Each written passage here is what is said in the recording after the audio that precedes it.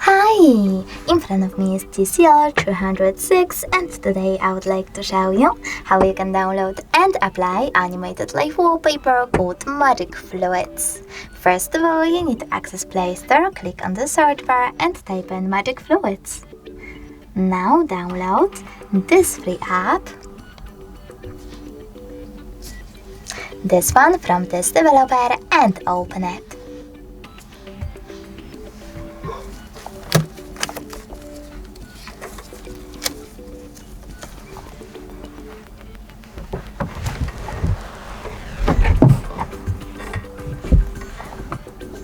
Now click on those three lines at the bottom right corner and select Settings.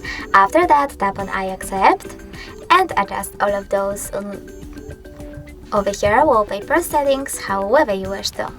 When you're ready, you can click on the top right corner and bottom one again. This time though, select Set as Live Wallpaper, click on Set Wallpaper and click on Home Screen or Home Screen and Lock Screen. Then click on Home button and as you can see, my wallpaper has changed. Thanks so much for watching. If you enjoyed this video, leave a like, comment and definitely subscribe. Bye!